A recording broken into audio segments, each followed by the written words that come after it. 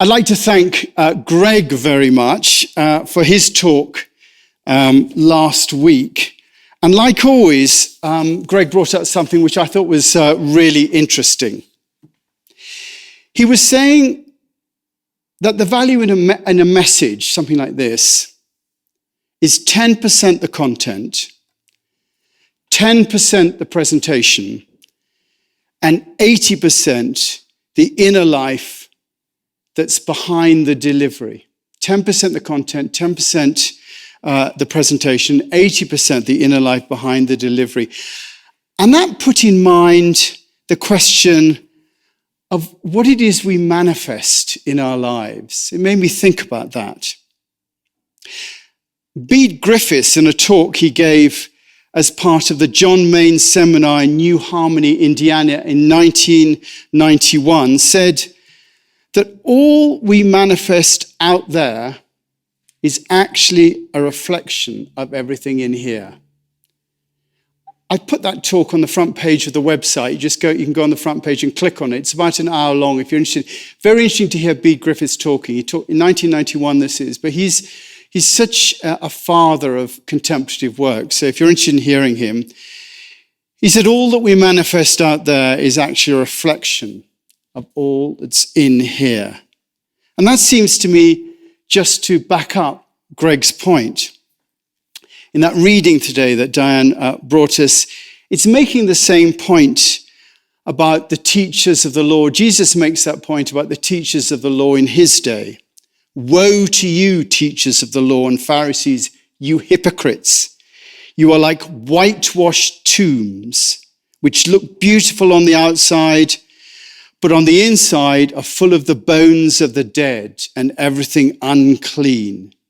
In the same way, on the outside, you appear to people as righteous, but on the inside, you are full of hypocrisy and wickedness. He's making the point that whatever the teachers are saying, it comes from a place that's unclean.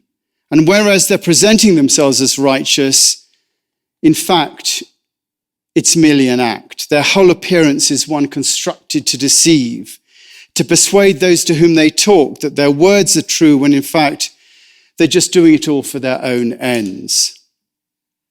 And of course that's difficult for all of us trying to make a difference, trying to make this world a better place. Are we doing it for our own ends or are we being truly altruistic? No one's perfect. Actually, Jesus isn't berating the teachers of the law for their imperfections here.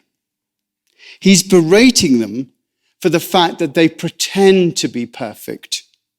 They're painting over their imperfections so that they come across whiter than white, when in fact the reality within is very different. So the first thing I'm wanting to say about how we manifest ourselves in the world is that none of us is perfect. And that we shouldn't try to pretend to be. Because to pretend to be perfect means that everything starts with a lie. And we'll get nowhere from there.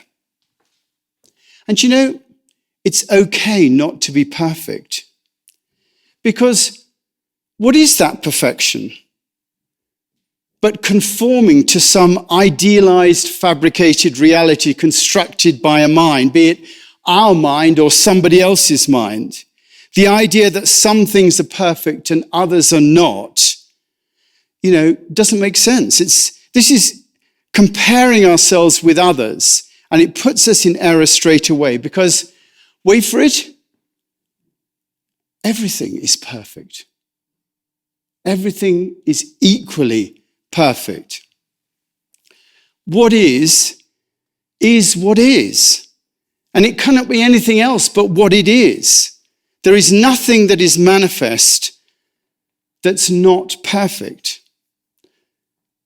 How do you get to that? Well, it's interesting that the word perfect comes from two Latin words, per, which means completely, and facere, which means to do, per facere, perfect. So to be perfect is actually to do completely. To be perfect is to be complete. It is an expression of completeness, complete with good and bad. Jesus' criticisms of the scribes and Pharisees is that their presentation of themselves is incomplete. They pretend only to be good, when of course that's impossible. There is no good or bad way to be. We just have to be honest with ourselves in the way that we are when we're presenting ourselves to the world. Jesus was like that. He displayed anger when he drove the money changers out of the temple. He even made a whip out of cords to do it. I'm sure nowadays the police would be called if something happened like that. And his accusation in the reading that we heard is incredibly angry. We know he cried at least twice over Lazarus in the Garden of Gethsemane. He showed fear there too. So Jesus didn't try to hide his negative emotions. He gave himself to us completely. That is, perfectly. This is the beginning of a series that I'm doing on manifesting, how we manifest ourselves and what manifests in the world around us. It's quite a current word. My daughter Jessica is always saying that I should manifest this or that in my life. As in, Dad, why don't you manifest a new car for us? It seems there is a way of making it happen, or at least so she's been told on TikTok. I suspect that it all comes from the law of attraction. Most of you know about that, based on the idea that people and their thoughts are made of pure energy. And that process of like energy attracting like energy exists. And through this, one can improve one's health and wealth and personal relationships and maybe get a new car. Books like The Secret put that view across. But does it have any validity? Well, the idea of manifestation, with that idea of manifestation, we definitely have to start with ourselves. Greg's point of a message being dependent on the beingness of the deliverer. And we can begin with the idea that there is no perfect way to be. All of us have good and bad, yin and yang within us. We are all complete and perfect in our own way. The first, most basic mistake is to try and present ourselves as other than who we truly are. And that's quite an issue in a world where appearance is everything, where personally and even corporately and politically, the optics are everything. Politicians will say that Afghanistan is a disaster. And the optics, what it shows about those who are in charge, are even worse. The fact that this mess is all being seen by the world. People are very concerned about the optics of it. And in our personal lives, it's the same. We want to come across well. Our appearance is important to us. The kids are starting school this week, and Jessica says, I did tell Jessica I was going to mention in the service today, so not to worry about it. I'm not sure. I did tell her what I was going to say. Jessica, she was talking about starting school. She said she's not nervous about the work. She's not nervous about succeeding or failing, but she is nervous. She's nervous about how she's going to come across. She's nervous about whether she's got the right clothes to wear, the brands, and whether or not people will consider her to be cool. That's what mostly she is nervous about. And that sort of peer pressure is all around us, especially here in the valley.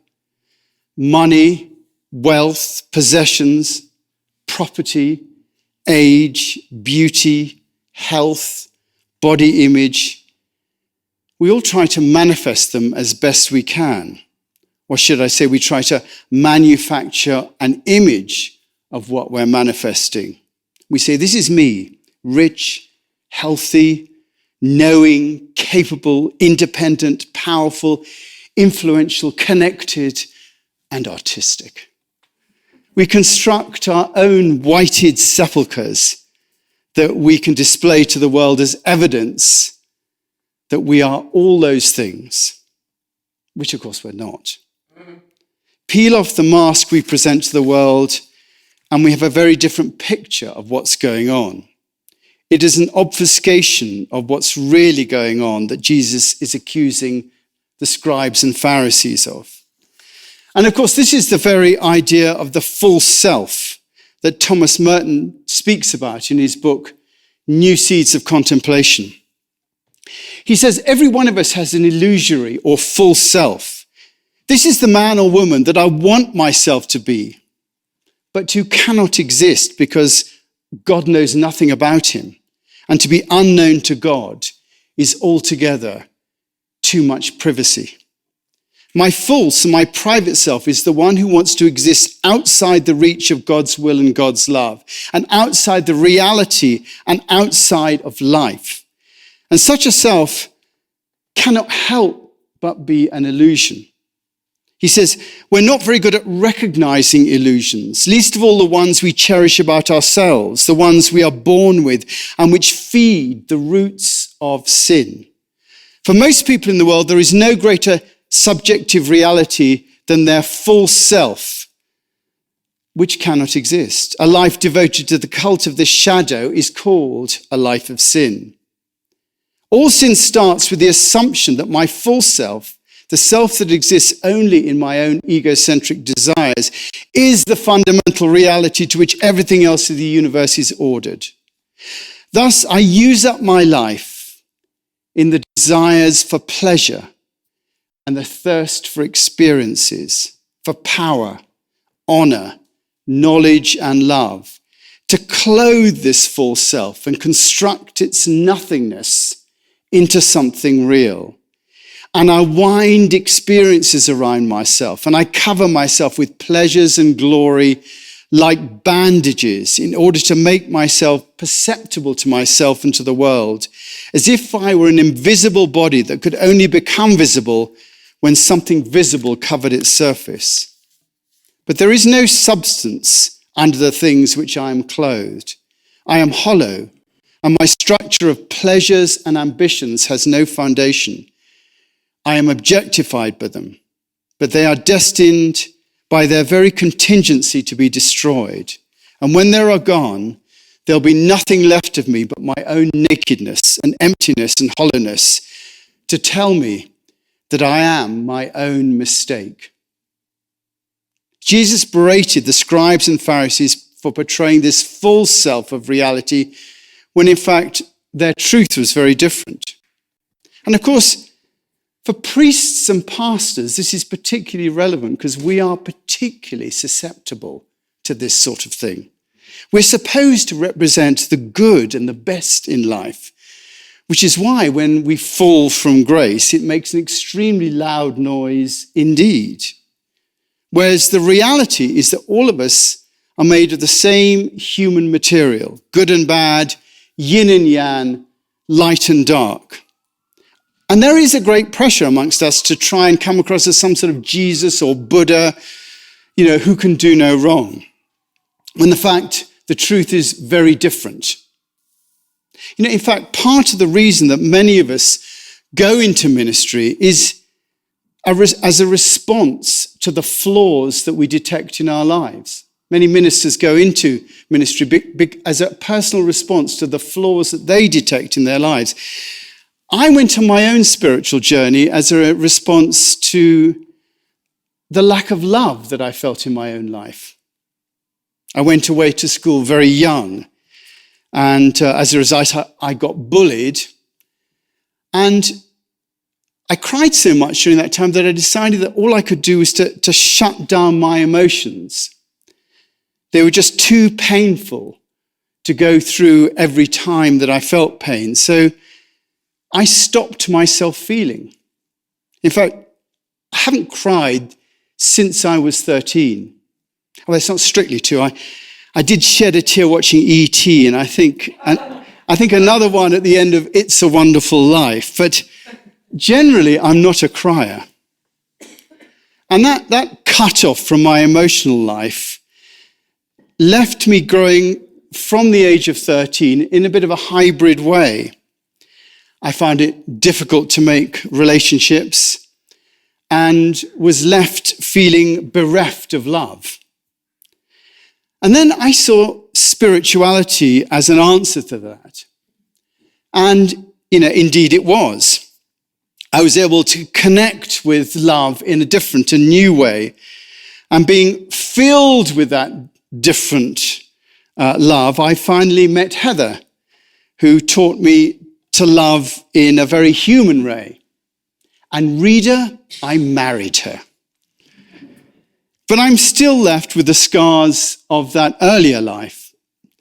I'm not as sensitive as I might be, and I can be intense and very definite about things.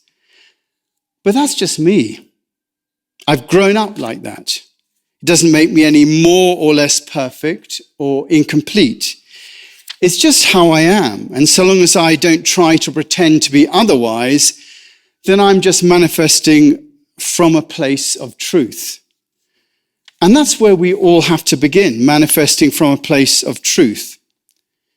It doesn't mean we have to get it all right or do what others think is perfect. In other words, we don't have to play to the gallery.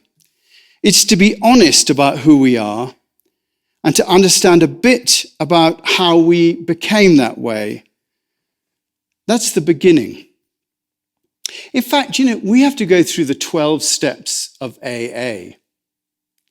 Richard Rohr says that AA is the religion that the United States has contributed to the world of religions. It's their major contribution. He sees the 12 steps as really a way of living. And I think it's always worth looking at. If you look at this idea of manifesting ourselves in a way that's honest, the 12 steps enables us to do that. The first step is to admit you're powerless over alcohol, but just as much relates to all of us. If we admit we're powerless over who we are, that our lives are unmanageable in one way. We have to admit that, we're not in control. And then we have to come to believe that a power greater than ourselves can restore us to sanity. That's our journey to do that here. We have to make a decision to turn our will and our lives over to the care of God as we understand him or her. That's step 3. And we have to do that. To make a searching and fearless moral inventory of ourselves. Well, yeah. To admit to ourselves and to other human beings the exact nature of our wrongs. Well, that's worth doing. We have to be entirely ready to have that higher power remove those defects from our character, to humbly ask him to remove those shortcomings, to make a list of all the people we've harmed and become willing to make amends to them all, make direct amends to such people wherever possible, except when to do so would injure others, and to continue to take a personal inventory when we're wrong and admit it. And to seek through prayer and meditation to improve our conscious contact with God as we understand him or her, praying only for knowledge of his or her will for us and the power to carry out. And having had finally a spiritual awakening as a result of these steps, we carry this message to others and practice the principles in all our affairs. Do I think that's pretty relevant. It's worth looking at. If we want to manifest ourselves with integrity, those are the steps all of us have to take. And now I know that many of us here and watching online are in the process of doing that. We are all a work in process, as is our community, as is our world, as is the whole universe. It says in Romans, we know that the whole of creation has been groaning in labor pains until now. And not only creation, but we ourselves who have the first fruits of the Spirit groan inwardly while we wait for adoption, the redemption of our bodies. And that's all of us. And our role is to encourage each other in that process without judgment. Wayne Teasdale, who was Thomas Keating's pupil, said, we can only judge others if we fulfill two conditions. One, that we know the other's heart totally, and two, that we love them unconditionally. Then he goes on to say, only God can meet these two conditions, therefore only God can judge, he says. So our role is not to judge others, but to strive to be who we are and tell the truth about that rather than hide the bits that we'd rather others didn't know about. In manifesting, we begin with the truth of who we are. And next week, we'll look at how that relates to connecting with what's around us in the world. I put a microphone here, so we just have a little bit of a chat now. And if anyone wants to join in, just walk up to the microphone and I will come to you. But I was thinking, one of the things about being true to who we are is it makes us vulnerable. And in making us vulnerable, it does give others an opportunity to come in and help us. But if we present ourselves as being, those whited stuff, because there's no way people can get in at all. But, that vulnerability, I think, enables people to come in and help. Yeah, that's true. You have to be near the microphone, by the way. Oh, sure. Yes. That is true. And if you are vulnerable and if you are yourself, then everything is going to work out the way it's supposed to. Yeah. And if you're not, you're just going to go down the wrong path. And it takes courage to be vulnerable, and it takes courage to be yourself and to be who you really are. I was thinking about my son and raising my son and my daughter, maybe because I'm a little bit older, that my goal for them wasn't to be a doctor or a baseball player or a musician. I just wanted them to be comfortable in their own skin and have the courage to be who they genuinely are. Yeah. And that was my gift to them. And I hope they feel more comfortable than I did as a kid. Yes, isn't it? John, yes. You take your mask off while you talk, yeah. I just wanted to say that I most of the time I'm watching this at home online. But one of the things you do in the chapel is you talk about the folks that are struggling and having difficulty. And as a person who is on that list, I just want you all to know that it improves our spirit more than you might realize. So I wanted to thank you all for that very much. John, thank you. I really appreciate that. I really appreciate that. Anybody else want to say anything at all? I love that thing when you were saying that, oh yes, do come forward. Yes, fantastic. Sandy, do come forward, yeah. I'm not a public speaker, and I really don't like coming forward. But my heart is very heavy about Haiti right now. Haiti, yeah. My son has gone there several times in a mission-type work. He works with an organization. The man was a mathematician. He went there. He then became a priest, and he said, I can't help them as a priest. He then became a doctor. He's been there 30 years. He has 2 hospitals, 2 clinics. He has 2 orphanages, educates thousands of kids a year. And they are in deep trouble between the earthquake that they've just had and the hurricane that came through. They don't have roofs on their homes. It's called St. Luke's Haiti.org. If anybody wants to go there and read their mission, and I do know people that are going there. So. And that's your son who runs that? No, he just goes and volunteers. He has volunteers. Not been able to go for a couple of years because the political unrest, they have not been able to protect them. Yeah.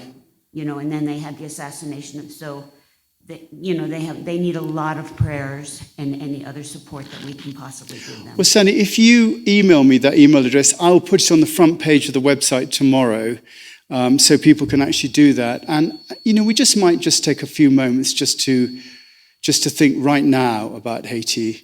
Thank you. Just those people without homes, leadership gone, no help at all. Particularly, we pray for this church. We open our hearts to them.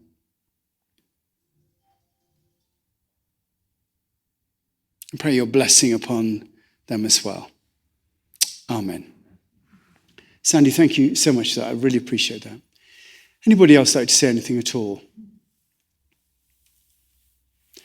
I just love that thing when you said about, if you follow the path, it's going to be all right. I love that phrase that I always use it, which is, all things be well and all manner of things will be well in the end. And if it's not well, then it's not the end. And I think that idea that one carries that through is so important. You got a final song for us? Sure. I was thinking that is, the essence of my spirituality is just discovering who I am. Sure. I have a final song. I was thinking about Sandy saying that she's not a public speaker, and I totally get that. As a child, I was so shy. I played music, but I would play up in the attic of my house because I was so shy to hear my family actually play. I just wanted to play something positive and happy. So I hope to have a coffee with you afterwards.